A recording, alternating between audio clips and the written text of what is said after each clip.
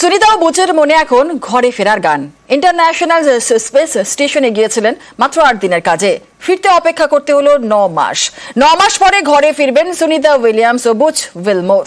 দারুণ খুশি সুনিতা, ভিডিও পাঠিয়ে জানিয়েছেন শীঘ্রই ফিরছেন, তাকে ছাড়া কোনো প্ল্যান যেন না করা হয়।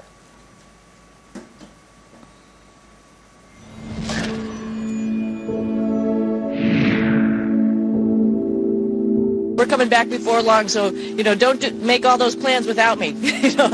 We'll be back before too long. Tell you at the outset, all of us have the utmost respect for Mr. Musk, and obviously respect and admiration for our President of the United States, Donald Trump. We appreciate them. We appreciate all that they do for us, for human spaceflight, for our nation, and we're thankful that they are in the positions they're in.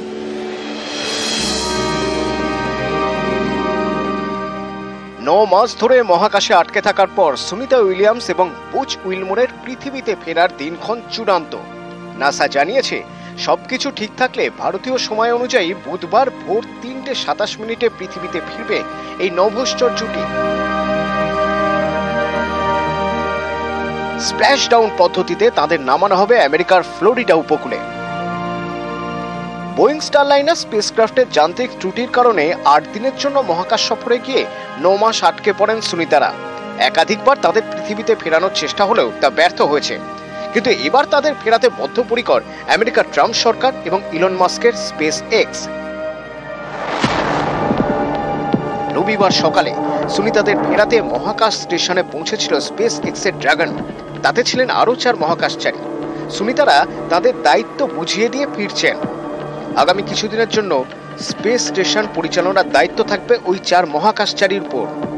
নাসার an McLean, Nicole আয়ার্স, জাপানের মহাকাশ গবেষণা সংস্থা জাক্সার প্রতিনিধি টাপুয়া ওনিশি এবং রাশিয়ার মহাকাশ গবেষণা সংস্থা রসকসমসের প্রতিনিধি কিরিল পেসকভ। সুনিতা এবং বুচের সঙ্গে পৃথিবীতে ফিরছেন নাসার নিক হগ এবং রুশ নভোশ্চর আলেকজান্ডার গোরগুনভ।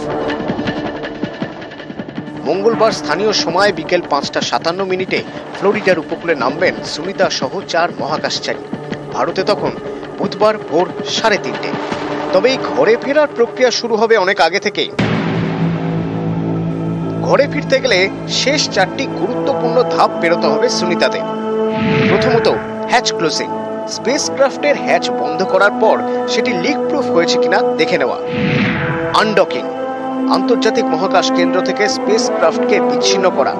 সবচেয়ে গুরুত্বপূর্ণ ডি অরবিট বার্ন, মহাকাশযানের কক্ষপথ থেকে বের করে পৃথিবীর বায়ুমণ্ডলে প্রবেশ করানোর জন্য ব্যবহৃত ইঞ্জিন বা রকেট বার্ন। কক্ষচ্যুত হওয়ার সময় ক্রিটিক্যাল ডি অরবিট বার্ন হয়। সেই বার্ন সহ্য করার ক্ষমতা থাকার পাশাপাশি ইউএসডিভিকে প্রথম উড়ানেই সফল হতে হবে। সবশেষে স্প্ল্যাশ ডাউন, মহাকাশযান বা ক্যাপসুল ভূ বায়ুমণ্ডলে প্রবেশের পর প্যারাশুটের মাধ্যমে জলে নামানো হয়। ফ্লোরিডার উপকূলে স্প্ল্যাশ ডাউন হবে ভারতীয় সময় বুধবার ভোর 3:30। বুধবার সকালের ঘুম ভাঙবে হয়তো সুনিতাদের ঘরে ফেরার সুখবর নিয়ে। তবে বিজ্ঞানীদের নজরে ডিঅরবিট বার্ন ও স্প্ল্যাশ ডাউনের মাঝের 45 মিনিট। 19 বছর আগে এই ফেজেই মর্মান্তিক পরিণতি হয়েছিল মহাকাশযান কলম্বিয়ার। সেই মিশনের অন্যতম নভোশ্চর ভারতীয় বংশোদ্ভূত কল্পনা চাওলার মৃত্যু হয়েছিল। বিস্ফোরণে পুড়ে ছাই হয়ে গিয়েছিল তাদের মহাকাশযানটি। এই দুর্ঘটনার পর টানা 2 বছর সব রকমের মহাকাশ অভিযান বন্ধ রেখেছিল নাসা। অতীত থেকে শিক্ষা নিয়ে এবার আরও সতর্ক নাসা। সুনিতাদের নিরাপদে ঘরে ফেরাতে বদ্ধপরিকর নাসা ও স্পেস এক্স। সুস্থভাবে ফিরে আসুন সুনিতা উইলিয়ামস ও বুচ উইলমোর। নিউজ 18 বাংলা।